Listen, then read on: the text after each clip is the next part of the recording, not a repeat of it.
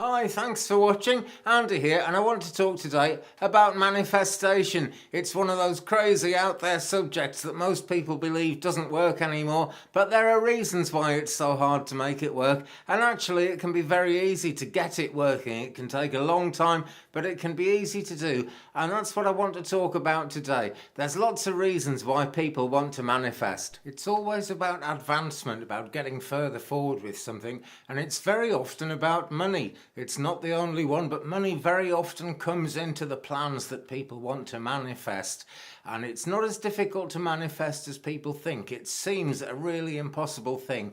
It would seem like the most impossible thing you could ever try to sort of do with an esoteric practice or a spiritual practice, but it can be done. The reason it fails for so many people is just not believing that you can have money, because we're talking about manifesting money here, not obscene wealth. Huge amounts of money can come in, and it's not obscene wealth as long as people are kind of prepared to be open about it.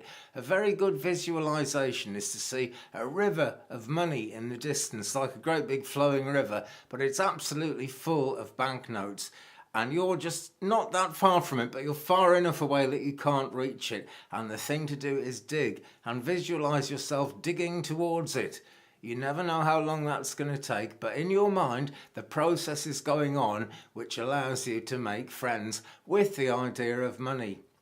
Another great way to see it is a large amount of money, pallets and pallets of banknotes wrapped in cling film, all being dropped out of a plane, an aeroplane, right in the middle of nowhere, and there's only you and the aeroplane. No one else knows about the money, and you go up and have a look, and it's got your name on it. It's actually your money. If you can believe that for a minute, you're on the way to it. If you can't believe that, give it some more thought, give it some more work, and actually just give it some more time. It doesn't necessarily need anything to happen. It just takes time for us to become aware of these things and to make friends with a thing like money, which is responsible for so much evil in the world, is not an easy thing. That's the big stumbling block. I tend to think of it, if I'm doing a visualization exercise about money, I think of myself giving vast amounts of it away. You know, I'll pick up a wad of money, and it'll be a wad of kind of £100 notes, because I'm British, and I'll hand that to a homeless person or someone who's got nothing, and they can't believe it. They've never seen so much money in their life, and they're thanking me. I'll say, well, you don't have to thank me, it just appeared, you know, have it.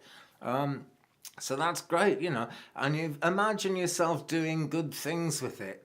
It's actually easier to stick to that if you can imagine it and visualize it first. People who win huge amounts of money on the lottery or some kind of chance thing that suddenly brings people a lot of money weren't expecting it, didn't really have a plan for it, and the brain goes whee, and that's where all the craziness comes in, where money is involved. And in terms of having a windfall like that, we are taught that there's something evil about that. There really isn't. These things don't find us unless there's some good in it. It's an absolute fact.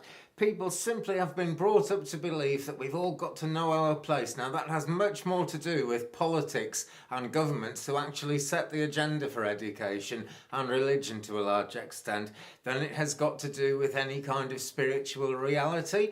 The closer you actually get to spiritual understanding of anything, whether it's yourself or the world, the universe, or just the people around, you know, whatever it is, you can't fail to notice that it's etheric. It doesn't really correspond with what any human being says, and that's making this quite a difficult subject to make a video about.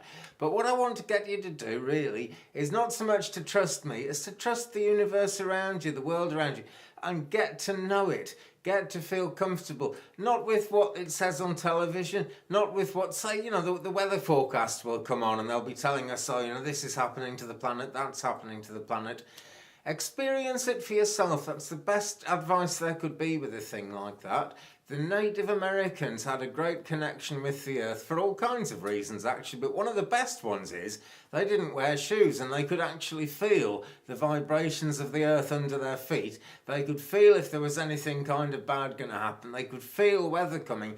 And that's not the magic it sounds like. That's just simply going around with bare feet and being in places that aren't covered with concrete, because, you know, that way obviously you can't feel what's supposed to be happening. So there we are. The conditions have to be right, and the conditions aren't always under our own control. And for this reason, if you really want to make things happen, you've got to be willing to accept that we're all part of nature, that nature applies to everyone, and we've got to find our way within that. But take heart, it's not a straightforward case of, something else is going to scupper your plans because of nature and we're all part of those things.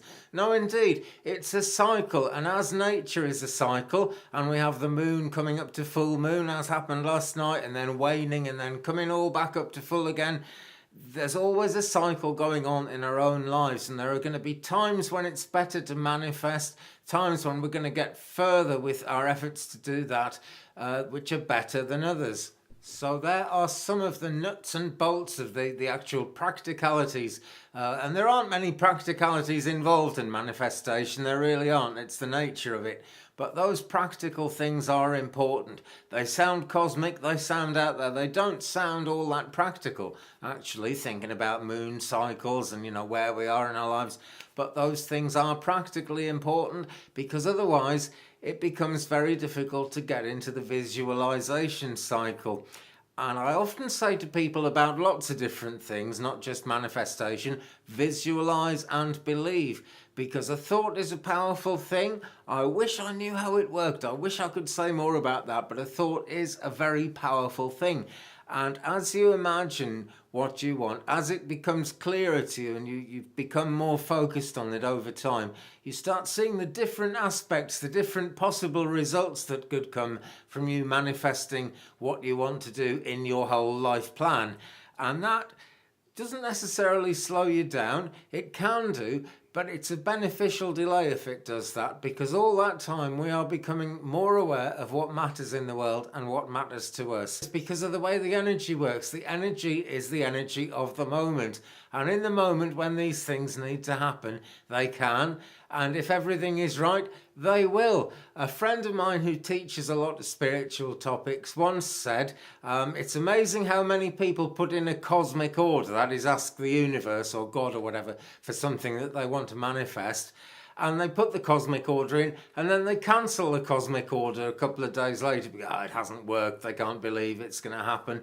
There was a very funny line in a situation comedy I used to watch from American television. It was on back in the 80s. If you're my age or a little bit older, you might remember it. It was called Cheers. It was set in a bar in Boston, and a young Kirstie Alley was in it.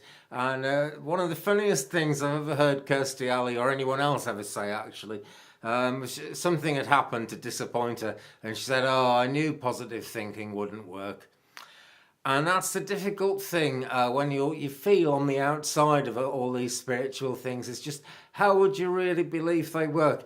And that, my friends, is a matter of faith. Excuse me. It's a matter of actually being able to believe, and that's a journey in itself. But really, really don't let anything I've said today make you feel any further away from manifestation. If you're interested in this and you've seen my video, then that's great. This is obviously a moment for you to be finding out about these things. Just the fact that you've been drawn to this says to me that you're going forward in some way.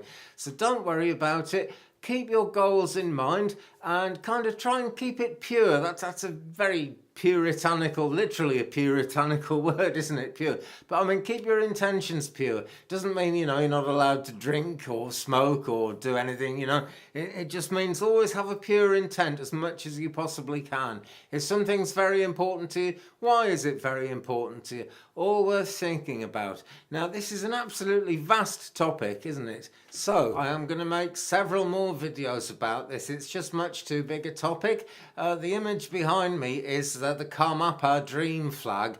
It brings wisdom and heavenly knowledge together in some way, and it's a very good way of understanding the way that the out there side of things, the sky, the cosmos, wherever the spiritual realms are, whatever the spiritual realms are, come in and intermingle with our earth, almost like the waves of the sea, even though it's the sky. Do you see what I mean? The universal interconnectedness of all things was a bit of a funny line that was put in a book, The Hitchhiker's Guide to the Galaxy.